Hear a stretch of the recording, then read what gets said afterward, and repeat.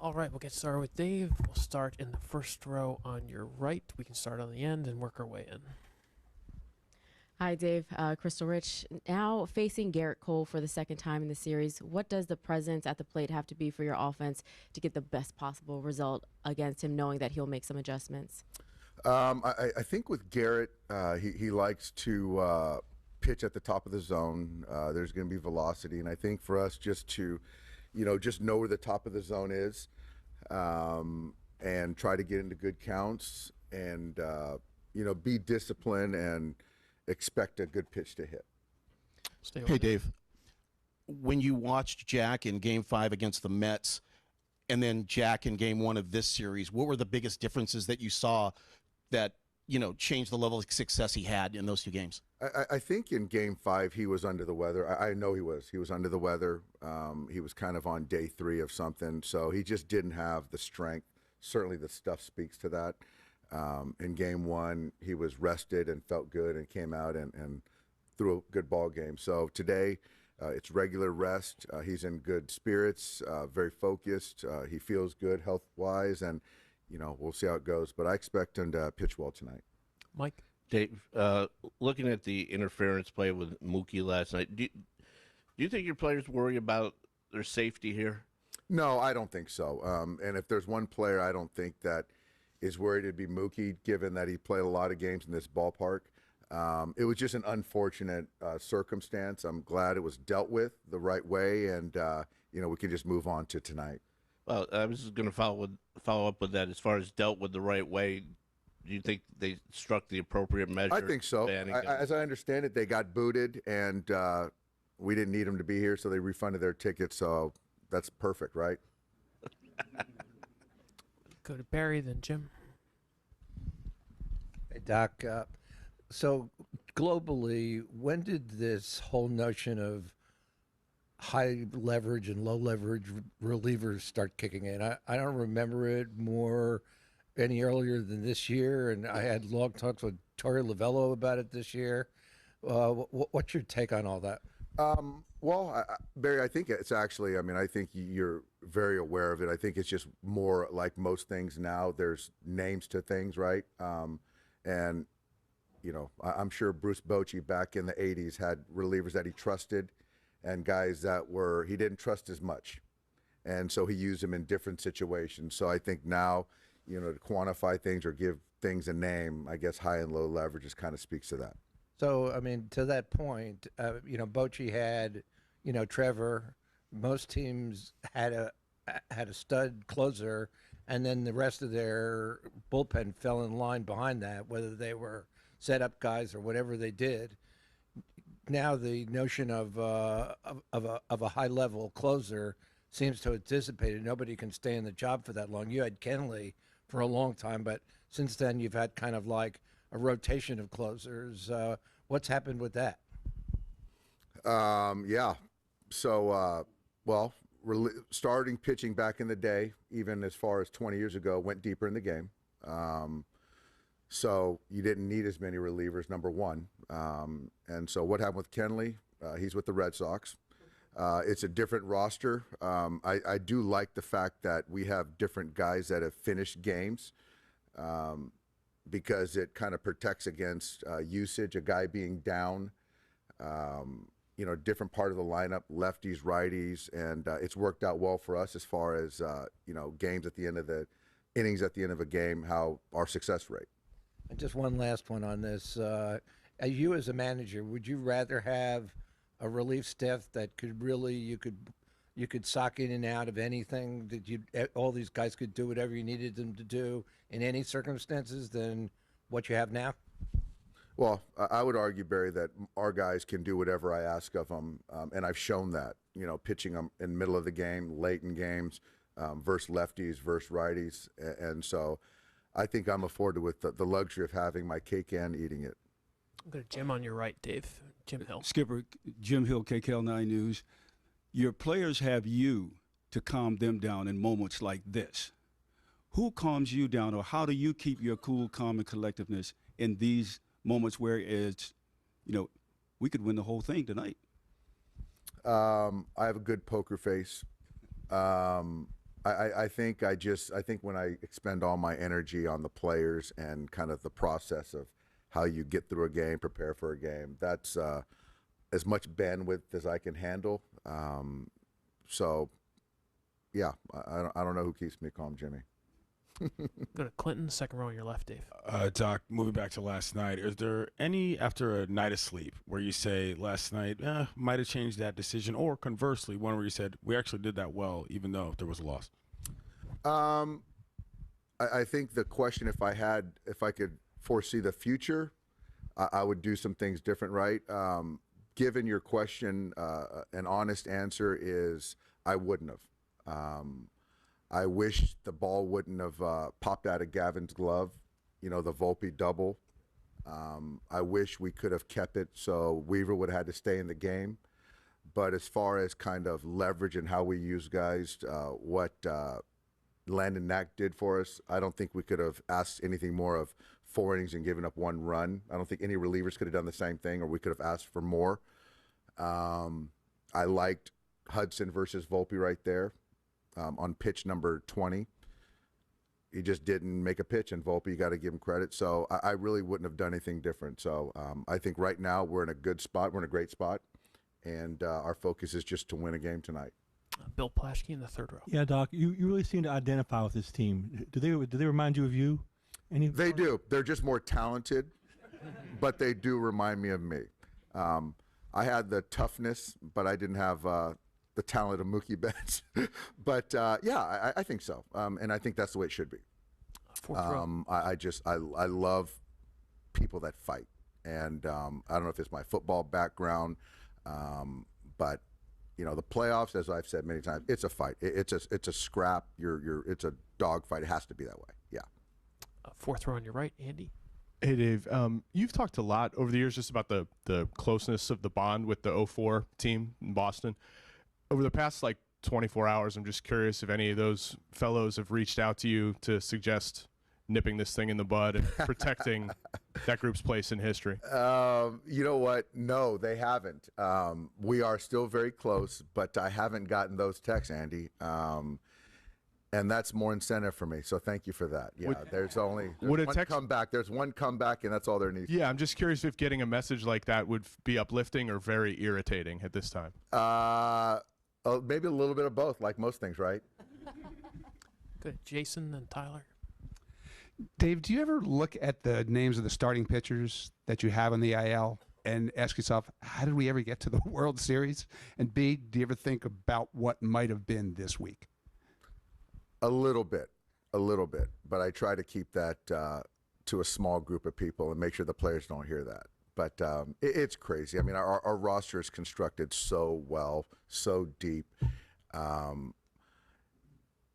Jason, it's like, but we've been on teams where it's like the best teams we had in the optimum situations, and we didn't, win the last game of the season. And so this is a different team, a very close-knit team, a very talented team. But again, we have guys that I feel very confident that can get 27 outs, that can prevent runs, and I feel we can score more than them. And so that's kind of what it comes down to. But I don't let my mind go there too far because, to have Clayton, Glasnow, May, Emmett Sheehan, all those guys, it'd be fun to have. Yeah, that'd be great. I mean, what if I told you this spring training that you'd lose all those guys between then and now? Did you know you had enough depth to still do this? Did I know? No, I didn't. Because to be quite honest, I didn't know who Ben Casparius was at the start of the season. So to that point, and Edgardo Henriquez, who pitched big innings for us in the DS and CS. So I didn't know those guys. So I would say probably not. Tyler back there. Yeah, Dave, and you didn't have Jack Flaherty either. And when you think about the moves you made at the deadline with Flaherty and Edman and Kopech, did you know at the time that they would end up having the impact that they've had? And what was your initial reaction to getting those guys? I did know they would have this impact, and they just made complete sense for our roster. Miggy was going through some things physically, so to have Tommy be able to be a piece of that made complete sense. The switch bat, Jack being a veteran, kind of really on the come as far as the performance. and the history, the experience was an easy sell to kind of stabilize a starting staff that wasn't stable. And then to have Kopech, a neutral guy with a big arm, just feeling like you can get some more out of him in a different environment. And so, yeah, our front office, Andrew and the guys, they nailed it. Standing on diagonal. Ed? Hi, Dave. Being at 3 wins tonight, is it the same as 3 wins against Tampa? Going into this emotionally, intellectually for you, is it the same as it was the first time? As far as 2020, you know what? I think I don't know, Ed. I think it's hard to remember exactly what mind state I was in that point, and a very forgettable game. But I think that right now, you know, we're in a good space to finish things off tonight. Certainly some of the same cast of characters, but it's still a different team. Yeah, we're in the bubble. This is we're obviously in Yankee Stadium, so it's a little bit different in that sense too. Up front on your left, Dave. Dave, we've heard you said close-knit. We've heard the players say that, cohesive. Give us some insight into these watch parties that you had during the days off between the end of the regular season and the start of the DS, and the same with the World Series, and the dinners that you guys have had, the team dinners while you've been traveling, and how that's brought this team together. I think, well, you said it. There's the watch parties. They had dinners. They take the same flight. And what it is it's just, I think that the crux, they've sacrificed time with their loved ones to be together. And so, which has made this team more together, right? Closer. And so that's what they've done on their own. And they've just bonded. It's really cool to see. Yeah. Third row on your right, Fabian.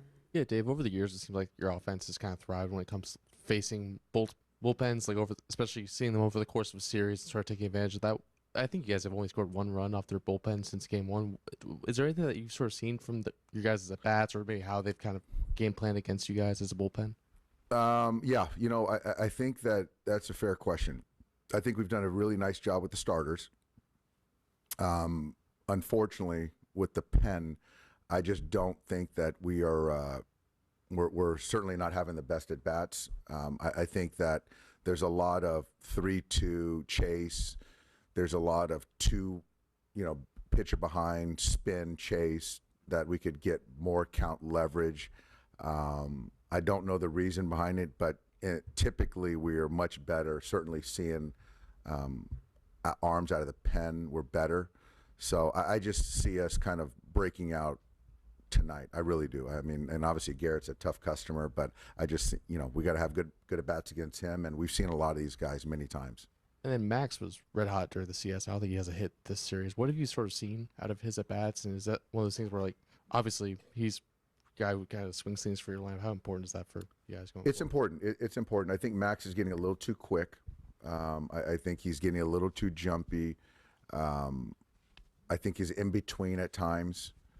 So I think he's going to kind of work. He's working on some mechanical things going into tonight's game that I hope will give him some clarity, some confidence. But he's not too far away from really performing well. So he just needs to again, stay in the zone, and that's his superpower, to swing at strikes and take balls. And if he can do that, then we'll create some stress for Garrett. Fifth row on your right, Dave. Hey, Dave. What are the advantages and disadvantages of Jack facing the Yankees twice in this series?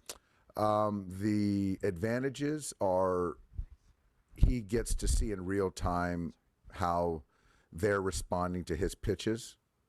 The disadvantage is they can see and appreciate the ball coming out of his hand and all of his different pitches. So then it just comes down to execution and how you sequence your pitches. So right now it's sort of an open book, and now it's about execution. And I feel the same way, us versus Garrett Cole. A couple more. Third row on your left. Yeah, Doc, following up on the cohesiveness and closeness of the roster, are there particular factors that have contributed to that, and how does it manifest itself when you're on the field? I think that our guys were intentional about spending more time together. I think that with injuries, of not giving yourself an excuse not to win 11 games in October, I think was a part of it.